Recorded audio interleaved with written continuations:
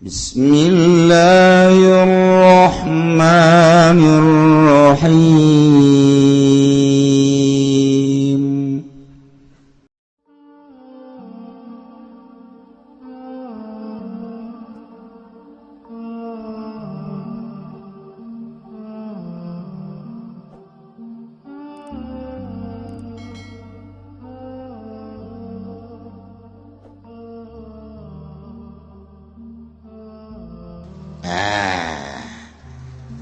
Ya Kangjeng Nabi teh terus debat elehnya lain iman tapi frustasi kabelah dieuna horenganan Kristen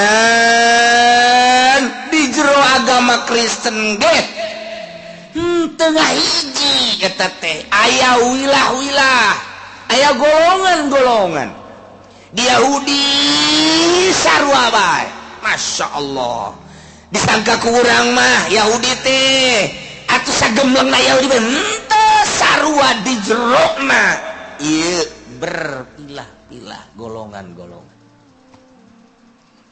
mantap cak Kangjeng Nabi Nasara iftaraqat Nasara pecah belah agamana sabaraha eta wahidah wasab'ina 70 hiji Nasara teh Kristen jadi 70 hiji teh paberencai. Mantap aya di ditu mah tiluhurna mah aya Katolik, aya Protestan, aya Kristen. Eta geus tengah hiji eta geus sarua. Padahal mah baheula waktu konsilina, waktu mutamarna, waktu musyawarahna sarua eta teh akur teh pada satu suara pengangkatan Tuhan terhadap Isa. Jadi Kangjeng Nabi Isa mah diangkat jadi pangeran ku manusia. Pikir coba kuatak. Aya pangeran diangkat ku manusia. Aya eta memeh Kangjeng Nabi Isa pangeran saha? Ya tah mah ngangkat manusia tah mah. Pengangkatan Isa diangkat sebagai Tuhan lantaran sakti mantraguna. Jelema pecak tiup cager, jelema lampang usap cager, jelema paeh diudangkeun deui, hirup deui, jelema deuk sakarat kitu henteu jadi sakaratna. Oh, ieu mah pangeran jelema kos kieu mah. Ieu dinobatkeun lah bahwa Isa pangeran. Akur kabelah dieuna. Iya, aya Katolik Ortodok, pecah dua. Kristen, Protestan, kabelah dieuna ambalaya loba. Mual salah Kangjeng Nabi jadilah 70 hiji Yahudi iftaraqat sinten isnen wasab'in 272 Yahudi sarua gawar apa percaya di jero 72 nah wasatat tariku ummati umat kaula bakal paberencai ala salasi wala salasah wasab'in 73 urang 73 ya kulluhum pinnar illa wahidah kabeh neraka kecuali hiji ya Allah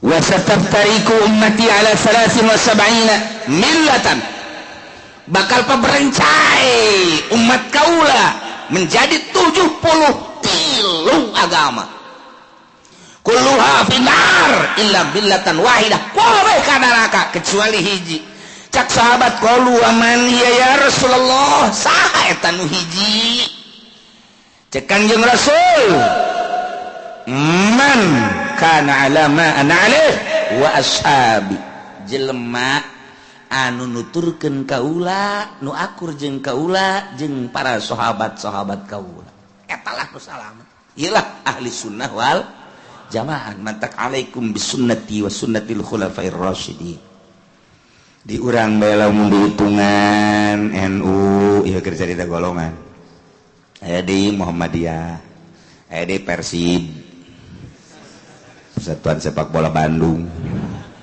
kan golongan deui aya ku ari HTI aya deui Islam Jaulah aya deui Ikhwanul Muslimin aya deui Islam Pancasila Islam kajajadan dong Pancasila mah ya Islam macam-macam aya deui Islam Pageningan aya Islam Toriko aya Islam di disebut nate Islam Nur Cahyo, aya deui Islam disebut nate Islam kitu Cirebonan teh naon ngaranna Bah Umar, aya deui Islam di urang ge lamun ditu kan loba di urang anu teu kudu ka Mekah Baitullah non teu kudu muga haji kan cukup ka Cirebon bae aya pohara aya Islam tasawuf atas nama ieu memang atas namakan Islam tasawuf, Islam torikoh dan lain-lain sebagainya.